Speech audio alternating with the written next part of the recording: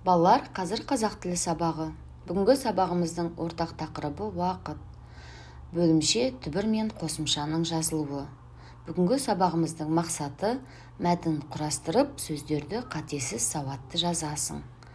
Балалар, есімізге түсірейік, түбір дегеніміз не, қосымша нешеге бөлінеді, жұрнақ дегеніміз не. Ендеше осы сұрақтардың төңірегінде мына түсіндірмені көріп, ережені есімізге түсірейік.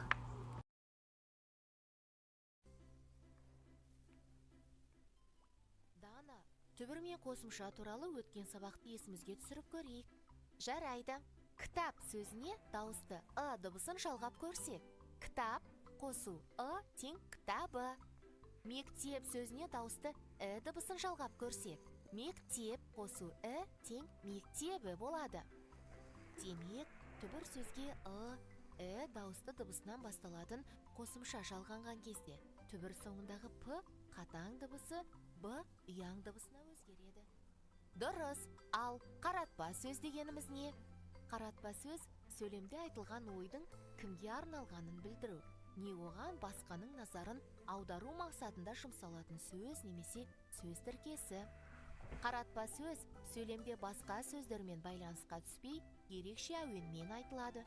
Қаратпа сөз сөйлемнің басында келсе, одан кейін үтір не леп белгісі, ортасында келсе, екі жағынан үтір белгісі, соңында келсе, оның алдынан үтір қойылады.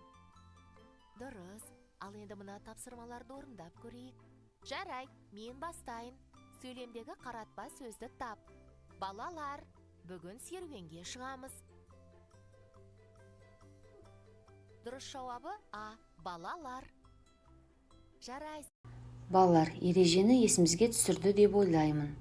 Ендеше дәптерімізді ашып, 25 қараша оқу тапсырмалары Г әрпінің бас әрпін, кіші әрпін әдемілеп жазып аламыз. Жазып болғаннан кейін оқулығымыздың 91 бетінде 41 жаттығу. Бұл тапсырмада сөздерді көшіріп жаз, сөздердің жазылуын есте сақта. Бұл тапсырманың дескрипторы сөздерді сауатты жазады, көркем жазады, сөздердің жазылуын есте сақтайды. Бірінші оқу тапсырмасын орындап болғаннан кейін, екінші оқу тапсырмасы оқулығымыздың 92 бетінде 43 жаттығу.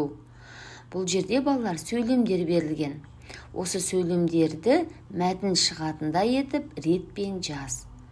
Яғни дескрипторы сөйлемдердің ретін табады, сауатты жазады және көркем жазады. Тапсырманы орындап болғаннан кейін балалар кері байланыс берейік. Кері байланысымыз қосу, жартылай қосу, алу таңбасы арқылы.